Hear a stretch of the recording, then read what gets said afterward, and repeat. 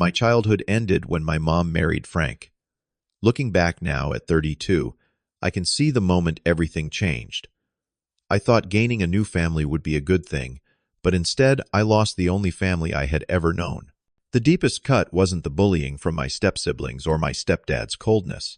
It was watching my mom choose them over me time and again.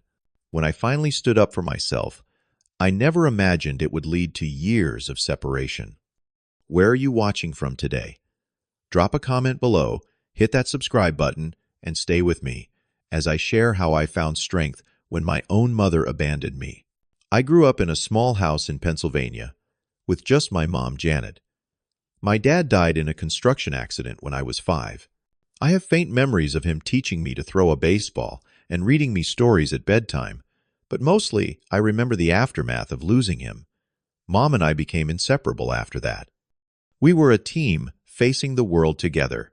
Mom worked as a nurse at the local hospital, often taking double shifts to make ends meet.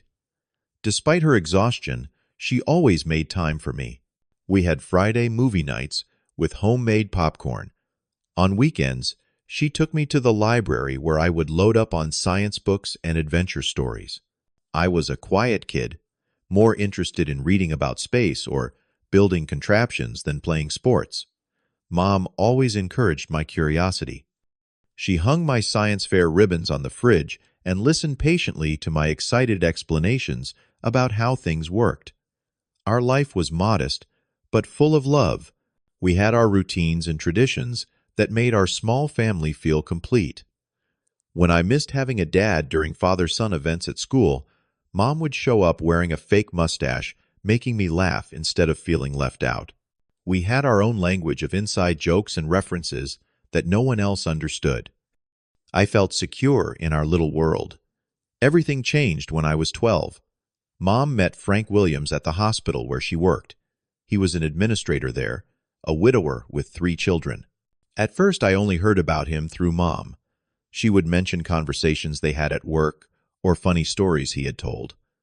I noticed her smiling more, getting dressed up for work, wearing makeup again. Initially, I was happy for her.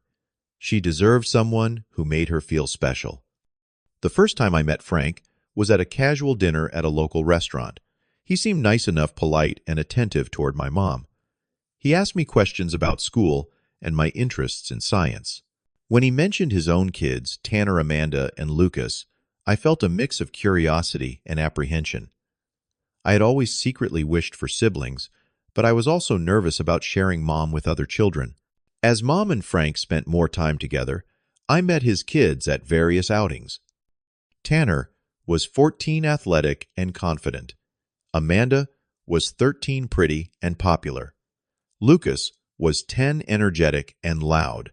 They seemed okay in front of the adults, but I noticed how they would exclude me from conversations or roll their eyes when I talked about books or science. Still, I tried to be friendly. I wanted Mom to be happy, and if Frank made her happy, I needed to get along with his family. Mom became increasingly distracted during this time.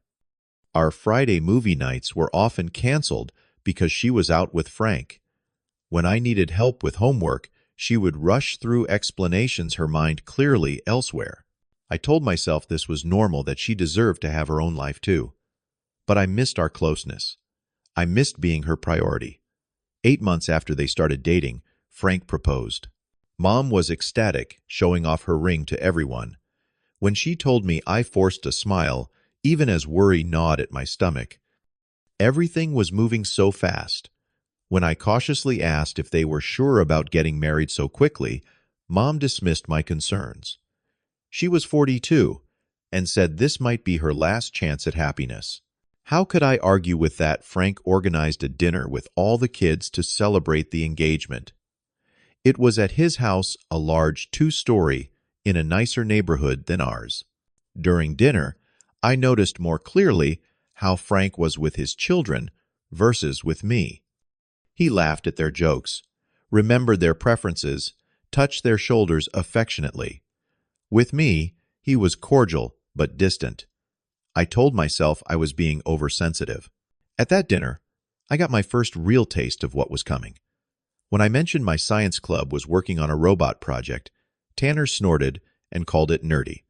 Amanda asked if I had any normal hobbies, like normal people. Frank chuckled at their comments, while Mom just gave me a look that said not to make a scene. Later, when I told Mom privately that I felt uncomfortable with how they had spoken to me, she just said, "I need you to try harder, Conway. Give it time.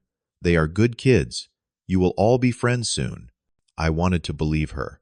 I wanted this to work. For her sake, I decided to put in more effort, despite my growing uneasiness. The wedding was small and happened quickly. Within a month of the engagement, I found myself helping Mom pack up our home. We were moving into Frank's house since it was bigger and in a better school district according to the adults. Leaving our little house was harder than I expected. Every corner held memories of Dad and the life we had built after losing him. I had to leave behind my treehouse that Dad had started building and Mom had finished after he died. My growth marks on the kitchen doorframe would now belong to strangers. The day we moved in, I discovered I would be living in the basement. It had been converted into a bedroom, but it still felt like a basement with small windows near the ceiling and a persistent dampness. All three of Frank's kids had rooms upstairs. When I asked Mom about it, she explained that the other kids had always had those rooms and it would be disruptive to make them move. The basement room was bigger anyway, she said, though we both knew that was not true. I tried to make the best of it, arranging my books and science equipment on shelves, putting up my space posters. But the first night in that room, I heard every creak and footstep from above the hum of the furnace, the occasional skittering that might have been mice. I pulled my blanket tight and told myself that things would get better. They did not. Within the first week, I discovered Tanner had borrowed my telescope without asking. When I found it in his room, one of the lenses was cracked. When I complained to Frank, he said, "Boys share things, Conway. Don't be so possessive." That set the tone for what became a regular occurrence. My things would disappear only to turn up damaged, or not at all. My books would go missing. My science project materials would get disturbed. Frank also established new house rules that seemed designed to make me uncomfortable. Quiet hours started at 9 p.m. But somehow, his kids could still play video games loudly in the living room, while I was expected to be silent in my basement room. Meals were served at strict times, and if you missed dinner because of a club meeting or study session, too bad. This affected me more than the others, since I was involved in after-school science activities. As weeks passed, the bullying from my step-siblings became more overt. Tanner started calling me basement dweller in a creepy voice, imitating some character from a movie I had not seen. When I did not react, he found other nicknames, each more cutting than the last. Science freak, orphan boy, mommy's leftover. Amanda was more subtle, but equally cruel. Since we went to the same middle school, she had social power. I did not. She started rumors that I talked to myself in the basement, or that I was building bombs with my chemistry set. Other kids who had previously been friendly began avoiding me. Invitations to birthday parties stopped coming. When I tried to sit with my old friends at lunch, there was suddenly no room at the table. Lucas, despite being younger, followed his siblings' lead. He would come into my room when I was at school and rearrange my things or leave messes. Once he spilled soda all over my science fair project the night before it was due. Another time, he took my completed math homework from my backpack, forcing me to take a 0 on the assignment. Their coordinated efforts to exclude me from family activities hurt the most. They would make plans right in front of me without including me. Going for ice cream, Dad Lucas would ask while looking right at me, "Can we see that new superhero movie this weekend?" Amanda would suggest at dinner, knowing I had mentioned wanting to see it the day before. Each time I tried to talk to Mom about what was happening, she found ways to minimize or excuse their behavior. "They are just adjusting to the changes, Conway. Give them time, or Tanner is having a hard time at school. Try to be understanding." Or, "Maybe if you made more effort to join in their activities, they would include you more." I tried following her advice. I attempted to show interest in Tanner's football games. I offered to help Amanda with her science homework. I invited Lucas to build a model rocket with me. My efforts were met with rejection or mockery. After the rocket I built with Lucas mysteriously ended up crushed, I stopped trying so hard. As Mom became increasingly absorbed in her new role as Frank's wife, I felt my connection to her slipping away. She no longer checked in on my day or asked about my friends or projects. When I got an A on a difficult science test, she just nodded distractedly while texting with Amanda about her dance recital costume. My once unbreakable bond with my mother was dissolving before my eyes. The change in Mom was the hardest part to accept. She began adopting Frank's parenting style, becoming stricter and less understanding with me while remaining lenient with his children. When I pointed out this double standard, she became defensive. "You are not even trying to be part of this family, Conway. You need to adjust your attitude." I barely recognized the woman who had once been my greatest advocate. My grades started to suffer as I found it harder to concentrate on schoolwork. The constant stress at home left me perpetually anxious and sleep-deprived. My science teacher, Mr. Harmon, noticed the change in me and asked if everything was okay at home. I almost broke down, then nearly told him everything. But loyalty to Mom stopped me. Instead, I just said we were adjusting to a new family situation. He seemed unconvinced, but did not press further. As time passed, the unfair treatment became increasingly blatant. I was assigned more household chores than any of the other kids. I was expected to mow the lawn, take out all the garbage, clean the bathrooms, and do the dinner dishes every night.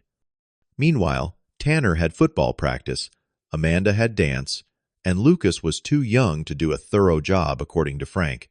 When I pointed out the imbalance, Frank said I should be grateful for the roof over my head and food on my plate. Mom said nothing to contradict him. I began to notice that Frank controlled the family finances tightly. Mom, who had always managed our money before, now had to ask permission for purchases. I overheard arguments about money, with Frank questioning why Mom needed to spend so much on my winter coat or school supplies. Meanwhile, Tanner got expensive football gear without question, and Amanda got a completely new wardrobe each season. The disparity was most obvious during holidays and birthdays. On my 13th birthday, I received a gift card to a bookstore with a modest amount. Tanner's birthday, just 2 weeks later, was celebrated with a new gaming system and a party for all his friends. Christmas that year was similarly unbalanced. Frank's children received thoughtful, expensive gifts, while I got practical items like socks and school supplies. When I looked to Mom during the gift opening, hoping to see some recognition of the unfairness, she avoided my gaze. Mom's transformation continued as she adopted not just Frank's parenting approach, but his perspectives as well. She began echoing his criticisms of me, telling me I was too sensitive or too solitary. When Frank complained about my reading at the dinner table, Mom, who had always encouraged my reading anywhere and everywhere now, scolded me for being antisocial. Her justification was always the same. "We need to maintain consistency in the house, Conway. Frank and I need to present a united front." But it was clear that this united front only formed against me, never against his children. I was becoming the outsider in what was supposed to be my family. By the time I entered high school, I had developed strategies for surviving in my new family. I spent as much time as possible at school, joining every club that would have me, and studying in the library until it closed. At home, I kept to my basement room, emerging only when necessary. I focused on my studies, planning for the day I could leave for college and build a life away from Frank and his children. Tanner, now 17 and captain of the football team, had grown even more physically intimidating. He towered over me at 6'2", with the solid build of an athlete. He never hit me exactly, but he used his size to intimidate me, backing me into corners or blocking doorways. He would bump into me hard in hallways, or grab my arm with bruising force while pretending to be playing around if adults were watching. My possessions continued to go missing or get damaged. My laptop disappeared for days, only to reappear with suspicious water damage. My college research materials were found in the recycling bin. My science competition medals were taken from my wall. When I installed a lock on my door using my own money, Frank removed it, saying it violated fire codes and showed I was not trustworthy. The constant stress took its toll. I developed insomnia, often lying awake until the early hours of the morning, listening to every sound in the house. I lost weight as my appetite diminished. I jumped at unexpected noises and flinched when people moved too quickly near me. A guidance counselor at school noticed my exhaustion and called me in for a meeting, but I deflected her concerns. The idea of anyone intervening scared me more than the status quo. What if it made things worse at home? What if Mom had to choose between me and her new family? I was terrified she would not choose me. One teacher, Miss Benson, was more persistent. She taught my advanced science class and had been impressed with my work the previous year. She noticed when my lab reports became less thorough and my participation in class discussions decreased. After class one day, she asked me to stay behind. "Conway, I am concerned about you," she said. "Your work is still good, but something has changed. You seem withdrawn. Is everything all right at home?" I almost told her everything then. The words were on the tip of my tongue. Instead, I said, "Just adjusting to high school and family stuff. Nothing major." She looked unconvinced. "If you ever need to talk, my door is open. And if you need a quiet place to work, the science lab is available during my planning period." I took her up on the offer, grateful for the extra hour of peace each day. The science lab became my sanctuary, a place where I could work without looking over my shoulder. It was during my sophomore year that I discovered something that shattered what little trust I still had in my mother. I had been researching college options, knowing I needed scholarships to afford tuition. When I asked Mom about the life insurance money Dad had left specifically for my education, she became evasive. After pressing the issue, I learned the devastating truth. The college fund, which had contained nearly $50,000, had been almost completely depleted. Later, I overheard Mom and Frank arguing about money.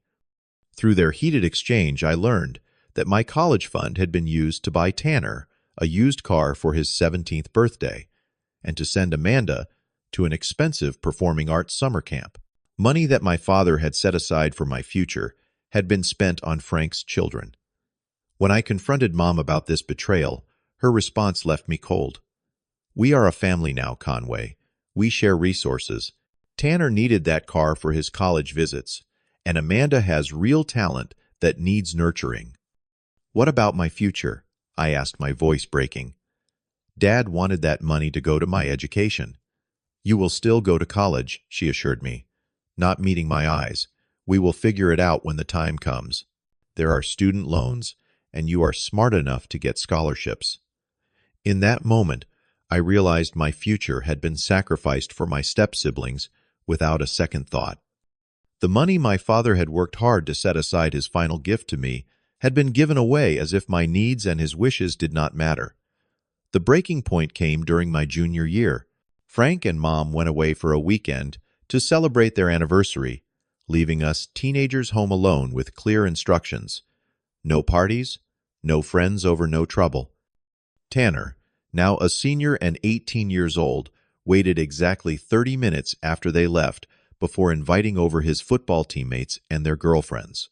I stayed in my basement room door, locked with a chair propped under the handle, since Frank had removed my proper lock. I put on headphones and tried to focus on my chemistry homework as the noise level above me increased. Around midnight, I heard someone trying my door.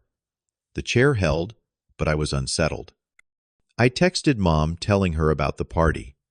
She replied that I should stop trying to get Tanner in trouble and just go to sleep.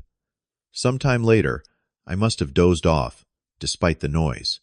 I woke to find Tanner and two of his friends in my room. They had come in through the small window that I had left open for fresh air. Tanner was holding my journal, the one place I had been honest about my feelings regarding my new family situation. Listen to this. He slurred, clearly drunk. Dear Diary, nobody in this house cares about me. My mom has forgotten I exist. He and his friends laughed uproariously. Cry me a river basement boy. Give that back, I demanded, getting to my feet. Or what Tanner mocked, holding the journal higher. You will tell your mommy. Oh wait, she does not care either. Something snapped inside me. Years of pent-up anger and hurt surged through my body. I lunged for the journal, catching Tanner off guard. As we struggled, he shoved me hard. I fell back against my desk pane, shooting through my hip. When he came at me again, I did not back down. For the first time, I fought back, landing a solid punch to his jaw.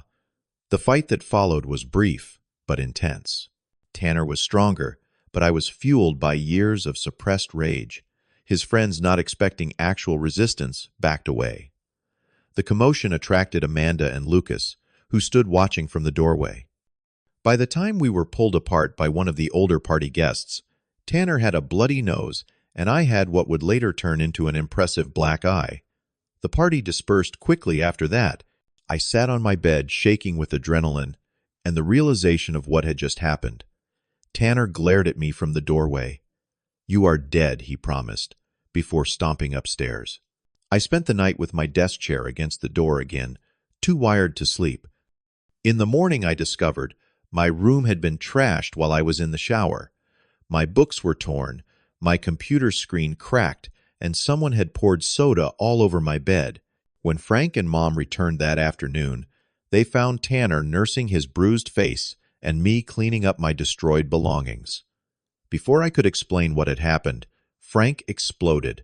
What the hell did you do to my son? He demanded. Mom looked horrified, but not at the destruction of my things. Conway, how could you? She asked, rushing to examine Tanner's face. I tried to explain about the party, the invasion of my room, the reading of my private journal, but neither of them seemed to hear me. Amanda and Lucas backed up Tanner's story, that I had attacked him unprovoked, jealous of his popularity and college acceptance. The punishment was swift and completely one-sided. I was grounded indefinitely. No extracurricular activities, no computer, except for schoolwork, no phone. I was also ordered to apologize to Tanner in front of the entire family. It was during that forced apology ceremony that I finally broke. Standing in the living room looking at Tanner's smug face, Amanda's satisfied smirk, Lucas' gleeful expression, Frank's stern disapproval, and worst of all, my mother's disappointment, something fundamental shifted inside me. Instead of the apology they expected, I spoke my truth. I am not sorry for defending myself. I began, my voice steady, despite my racing heart. I am not sorry for protecting what little privacy and dignity I have left in this house. Conway, Mom warned, but I continued. For 3 years I have tried to fit into this family. I have endured being treated like a second-class citizen in what should have been my home too. I have watched my mother choose her new family over me again and again. I have had my belongings destroyed, my college fund stolen, and my character assassinated. I turned to my step-siblings. Tanner, you are a bully who uses your size to intimidate people because you are deeply insecure. Amanda, you spread rumors and lies because you are afraid of not being the center of attention. Lucas, you destroy things because you have never been taught consequences. Conway, that is enough, Frank said, stepping toward me menacingly. I stood my ground. And you, Frank? You never wanted me as part of this family. You wanted my mother, but saw me as excess baggage. You have systematically pushed me out, favored your children, and turned my mother against me. Finally, I turned to Mom, the hardest confrontation of all. And you? You were once my best friend, my protector. Dad would be ashamed of how you have let his son be treated, how you have let his legacy and his provision be squandered on people who mock and hurt me. You chose a man over your child, and I will never understand how you could do that. The room was silent when I finished. Mom was crying. Frank was red-faced with anger, and my step-siblings looked stunned. No one had expected me to fight back. Not like this. I am done, I said finally. I cannot live like this anymore. I went to my room and called the one person I thought might help, my Uncle Robert, Mom's brother, who lived in Colorado. Uncle Robert and I had always been close, but our contact had decreased since Mom married Frank. I told him everything, 3 years of mistreatment, pouring out in a rushed, emotional call. When I went upstairs with my backpack containing essentials, the family was still in the living room, arguing loudly. Mom rushed to me when she saw the bag. "Where do you think you are going?" she demanded. "I am staying with Uncle Robert. He is driving here tonight and will be here in a few hours." "You cannot just leave," she said, looking panicked now. "Conway, we need to talk about this. We can work this out." For the first time in years, I saw genuine concern in her eyes, but it was too late. "We have had 3 years to work this out," I said quietly. "You chose not to listen. You chose them, every time." Uncle Robert arrived late that night. Frank tried to prevent me from leaving, claiming parental authority, but Uncle Robert, normally easygoing, was coldly furious after hearing my story and seeing my bruised face. "This is not a healthy environment for Conway," he told them. "Either he comes with me voluntarily, or we can involve the authorities and discuss the visible bruises on his face and the destruction of his property." My last image of my family as I left that night was Mom reaching for me, tears streaming down her face, and Frank holding her back, his expression a mix of anger and the dawning realization that they had pushed too far. Moving to Colorado with Uncle Robert marked the beginning of my healing. He lived alone in Denver, working as an architect. His apartment had a small spare bedroom that became mine. The contrast between living with him and living with Frank's family was stark.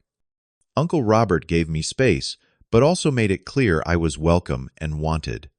He established reasonable expectations, like keeping my room tidy and helping with dinner, but he never made me feel like an unwelcome guest. Starting at a new high school halfway through junior year wasn't easy, but it was still a relief compared to what I'd left behind.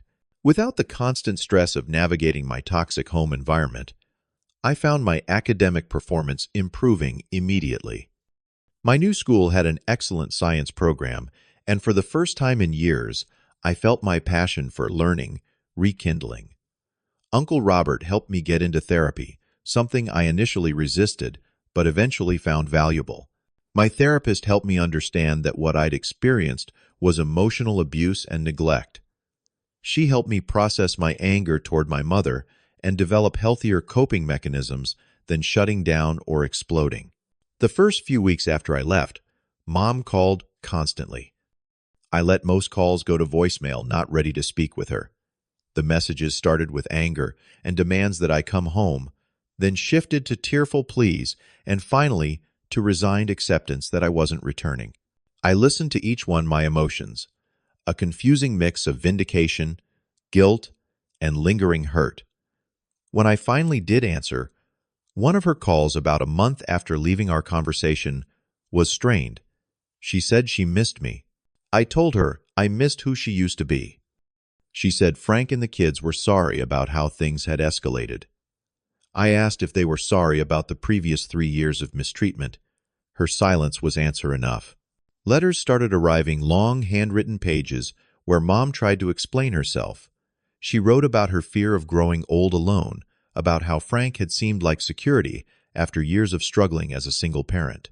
She admitted to overlooking problems because she'd wanted so badly for the blended family to work.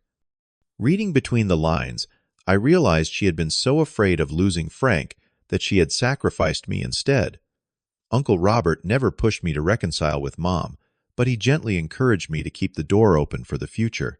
"You don't have to decide forever right now," he said. "You can take all the time you need to heal and then decide what kind of relationship you want, if any." I focused on building my new life.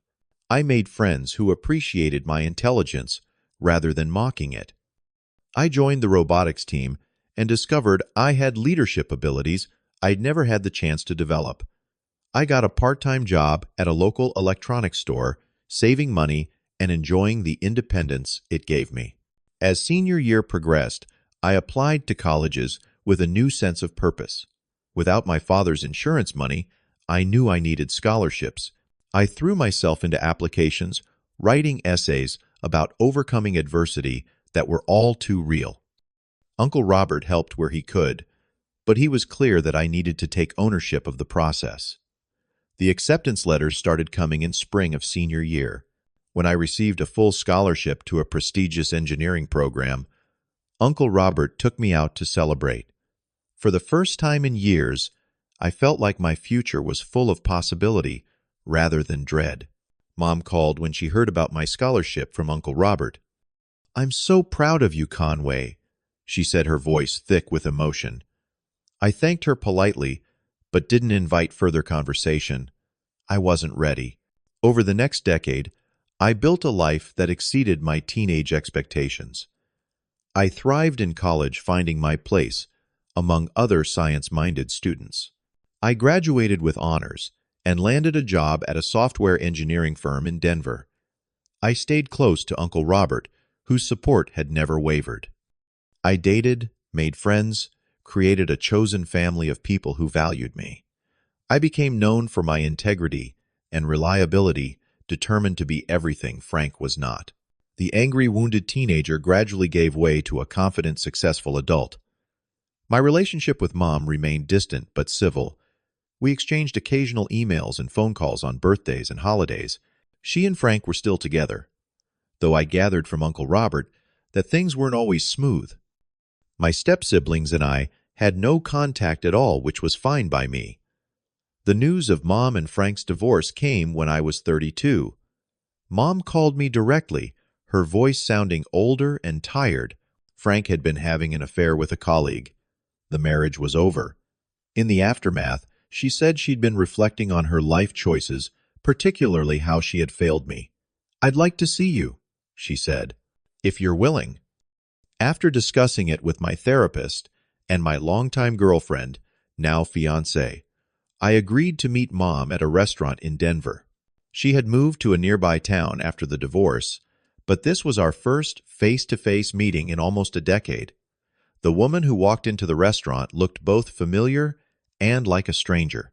Her hair had gone gray, and lines marked her face that hadn't been there before. She embraced me tentatively, and I allowed it, feeling strange at the contact. Over dinner, she apologized properly for the first time. Not just for the final confrontation that had driven me away, but for the years of neglect and favoritism that preceded it. I was so afraid of being alone that I convinced myself everything was fine when it clearly wasn't, she admitted. "I failed you as a mother, and I will regret that for the rest of my life." I told her about my life, now my successful career, my upcoming wedding, the home I'd purchased. I could see both pride and sadness in her eyes, knowing she had missed so much of my journey to adulthood. When she asked if there was any chance of rebuilding our relationship, I was honest. "I don't know if we can ever be close the way we once were," I said. "Too much happened. But I'm open to trying to build something new, with clear boundaries and realistic expectations." She nodded, accepting my terms. As we parted that night, I felt a weight lifting that I hadn't even realized I'd been carrying. The anger that had fueled me for so long had gradually transformed into something more like pity, mixed with a mature understanding that people are flawed and make terrible mistakes. Over the next few years, Mom and I established a new kind of relationship. She never tried to excuse her past behavior or minimize what had happened. She accepted full responsibility and showed through consistent actions rather than just words that she had changed. She attended my wedding, sitting quietly among the guests, rather than demanding a central role. She sent thoughtful but respectful gifts on appropriate occasions. She never asked about my step-siblings or tried to force reconciliation there, respecting that some bridges had been permanently burned. The experience shaped me in countless ways. I became fiercely protective of children in vulnerable situations, volunteering as a mentor for kids from troubled homes. In my marriage, I prioritized honest communication and refused to let problems fester unaddressed. When my wife and I discussed having children, I was clear about the kind of parent I intended to be, one who would always put their well-being first. I learned that family isn't just about blood or legal ties. It's about who shows up for you, who makes you feel valued and safe. Uncle Robert was more of a father to me than Frank ever was. My friends and my wife became the family I chose, people who loved me for exactly who I was. I also learned that standing up for yourself while terrifying can be the first step toward a better life. That night, when I finally spoke, my truth changed everything.